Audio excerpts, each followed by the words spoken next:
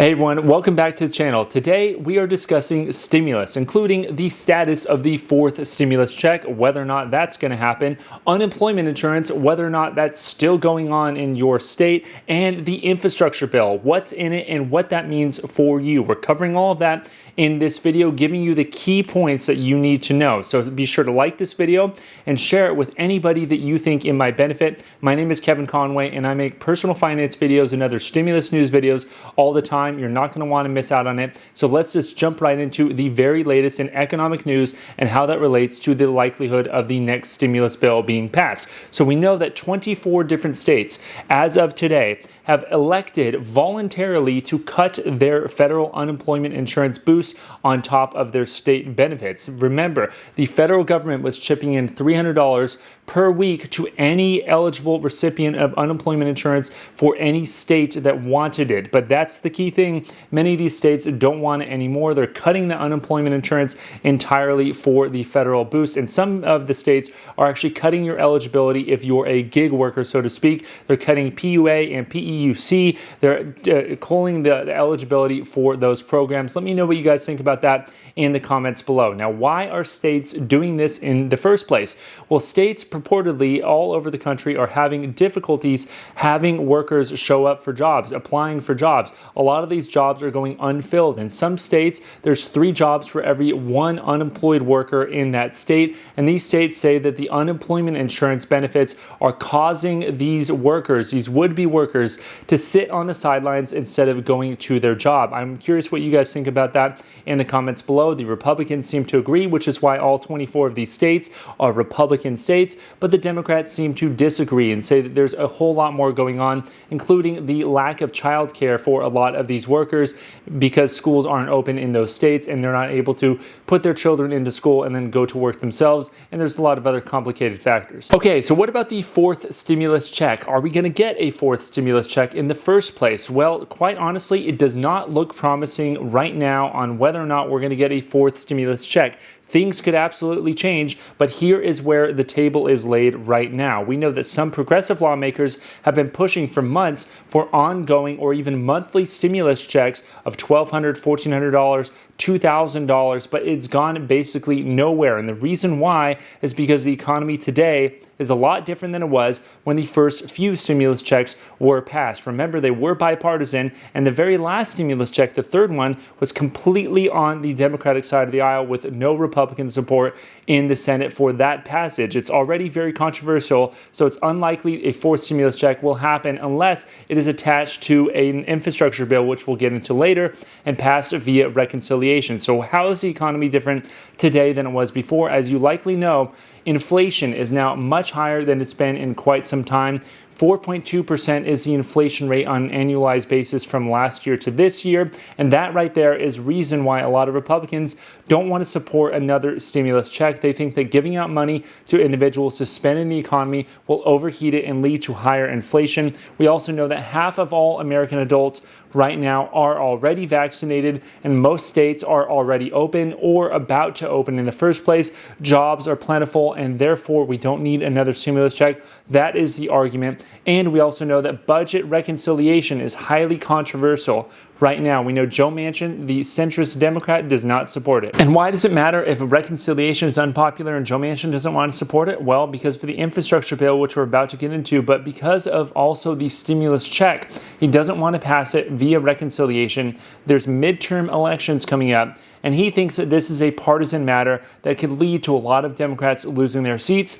He doesn't want to see it passed that way. So let's get to the status of the infrastructure bill, because this right here is going to pass one way or another. This is the most consequential piece of legislation, except for the stimulus bills that were passed in recent memory, in quite some time because of the size of the infrastructure package. There's really 2 different infrastructure packages we're talking about. The first one is physical infrastructure, things that you and I would likely think of as infrastructure. Money for roads, bridges, ports, airports, whatever it may be, the physical infrastructure that we all use to get to certain places or to have goods and services transmitted through the country. And then there's something called social infrastructure that the Biden administration is also pushing, and that social infrastructure is money for elderly care, child care, the so-called social infrastructure that makes the country work, money for all of those different programs. The first one that is already taking a lot of heat right now is the physical infrastructure package. We know the Biden administration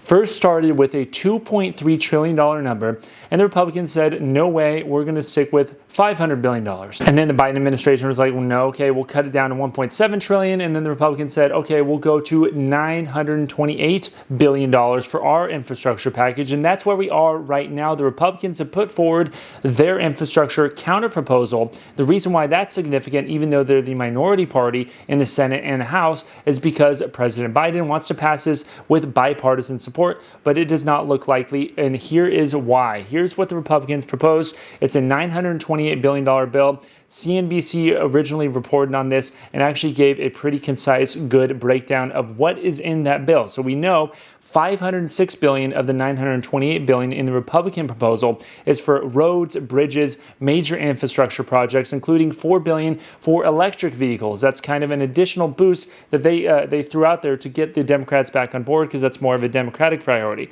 And we also know in the Republican bill is $98 billion for public transit, $72 billion for water systems, such as getting rid of lead pipes in certain areas across the country, $65 billion for broadband internet access, $56 billion for airports, $46 billion for passenger and freight rail systems, $22 billion for ports and waterways, $22 billion for water storage, so more money for dams, etc., $21 billion for safety efforts, that's just kind of a blanket term, and $20 billion for infrastructure financing, things like public-private partnerships, so that different sort of private parties will contribute money to the infrastructure package in that manner. Now, Biden wants this bill to have a T on it. He wants it to be at least $1 trillion. The Republican bill is $928 billion. Lots of Democrats are even mad at Biden for even thinking about compromising with the Republicans in the first place, since they hold a majority in the Senate and the House, and of course, they hold the presidency. Now, we know that the Republicans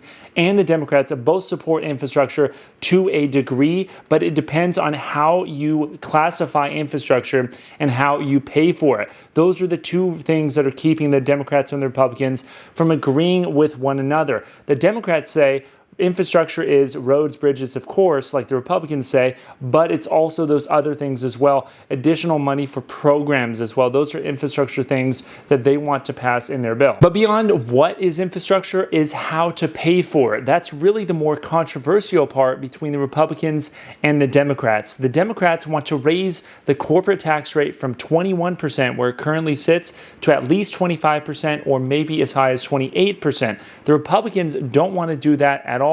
They would rather reallocate money from the previous stimulus bills that's been unspent at state and local governments, reallocate that money, and also charge things like use fees, higher gasoline taxes, higher usage fees for certain roads, maybe having toll roads, etc. And the Democrats say that would burden people at the lower end of the spectrum a lot more than it would if we just tax the corporations that had all the money. But then the Republicans say, well, if we tax the corporations, they might just leave overseas again like they did before, and then we'll get an effectively 0% rate. So as you can tell, there's arguments on either side. I'm curious what you guys think. Let me know in the comments below. What's interesting is that the Biden administration set Memorial Weekend this weekend as the deadline for which they wanted to have substantial progress on infrastructure talks. But of course, there's still $1 trillion between the Democrats and the Republicans on the bills that they want to pass with physical infrastructure, let alone social infrastructure in the first place. So it looks like that's probably not going to happen.